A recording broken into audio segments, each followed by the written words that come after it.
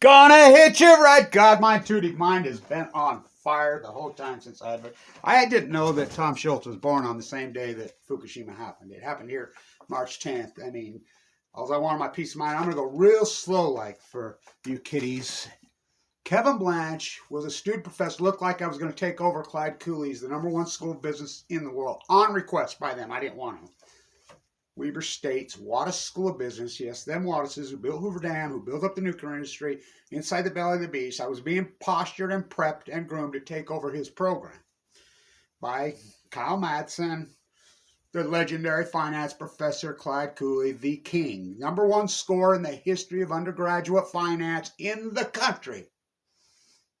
Way back, it's proof. It's on hanging on the wall. So he died of mad cow in 2019. Kyle died of cancer, and they took over the university. So I broke ranks, and I went online. I was not tenured. I was just a student, and they made a lot of promises, and they stuck it in me and turned it off. That's what the nuclear industry does. The new Fawn McCabe Brody is Kevin Blanche. So don't speak a word of it. The new Wap Masaka, first player caller in the history of the NBA, played at Weber State. Weber State, first time in history. Now I'll go real slow. But the first time in history, I think all 4 Utah teams, this is a basketball state, never made any of the tournament. Weber State's favorite drink, Coca-Cola. So Montana State, he's across the middle. Weber's got to beat. Drops it right in the hands. I know Danny, the coach, me and him, he and I used to go to March Madness in Wendover for the tournament. It used to be so fun together. I'm friends with him. Fuck, that was 20 years ago. He's the coach. He's a gem. So Weber choked against, but that's what they always do. But let's get to imperialism, capitalism, socialism. What's the difference, kids? Let's go real slow. The United States, yay, they've been for the free market fairy tale, socialism. Russia was communism. Was is the key word. Now the oligarchs took it over and turned it back to imperialism. The United States was socialist. From 1940, this is my class in my lecture, in the #1 school of finance in the world at the time via the testing.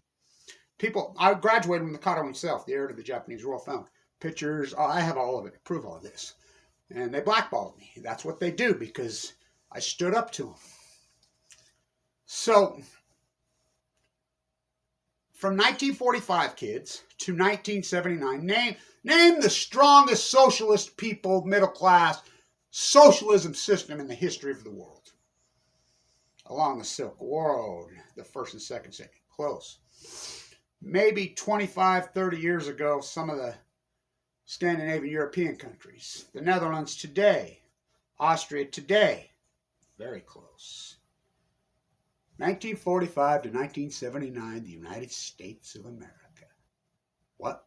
Tax rate 99% on the heels of those 2 wars, 2 end of the wars, the Great Depression. When Bonnie and Clyde would rob a bank, Dillinger, who's Jill Stein's daddy? Google it. Just Google it. She's sitting next to Putin. Kevin Blanche is one that outed all that, but don't listen to me. So, Blood on the Snow 2.0. History repeating itself. We're different this time. Tsar Putin, Weber State, has been giving away the books every day at their free library. Why would they be unloading? Because that's who they are. They're imperialists. They got pictures of imperialists all over. That's imperialism freaking. That's what we've turned into in this country. The United States tax rate on the 1%, 2%, 3%, 99 billionaires were against the law. Average athlete in the United States, and they were king. There were no kings. You couldn't even mention the word king. Inherited wealth, oh, did people look down on it? They would spit on you. That's why they all fled to Europe and hid their money in Europe and changed names and hid out. There were no billionaires. Tax rate 99%, 96%, no debt, middle class. Mom stayed home and cooked and cleaned and did put up fruit, whatever, for the most part. Well, anyway, man or woman, one person worked, raised 4 or 5 kids in a 1,200-foot house. You know, worked 35, had 100% health care, dental care through their job because the working class had all the power. You weren't offered really good health care, dental care, what you just said, walk down the street. Capitalism was over, which because they felt like it led up. And Hoover, Mr. Weekend, Hoover took the fall. Hoover didn't do that. Hoover was one of the greatest humanitarians in history. Hoover was a genius. Hoover took the fall. He didn't do it. He didn't do it. Who did it? The oligarchs did it. The imperialists, you know. So this is imperialism. We have lords and kings. Prince Harry. Now, why is Prince Harry famous? We fought the Revolutionary War against his great-great-grandfather. They're all cousins, right? They're cousins to the Russians, right? Prince Harry, the DNA, when they found the bone pile, Anastasia, they did the DNA. Remember what's her name in Virginia said she was Anastasia? She wasn't. She lied. This is imperialism. We have kings and lords. We have billionaires who pay no taxes. They're billionaires. Why? Bill Gates never invaded anything. You know, the Department of Energy just floods free money to the nuclear energy crime syndicate. They control the imperialist media. We have foreign imperialist media. Where's Fox News running? Right out of the House of Windsor. CNN. Dan Rather gets fired off CBS News for calling George W. Bush a draft dodger when George W. Bush is a draft dodger. Fox News. 30 news outlets call the election for Gore. 30! One. Fox News says, wait a minute. Jeb can fix it. Kathleen Harris on chemo. About how many votes does it take to still a United States election to be president? 6.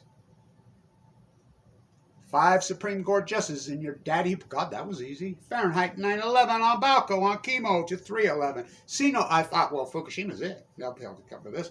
It's imperialism. The tax rate in 1999 was 39% on those type of people. It's 0. The 20th hijacker, you know this? Gitmo got people that are there, and lots of people think a lot of them are probably innocent. He wasn't. The only one that probably wasn't innocent, guess where he got sent home? To Afghanistan. Let's go after Afghanistan to the Taliban. To Iraq. No, he went home to Saudi Arabia.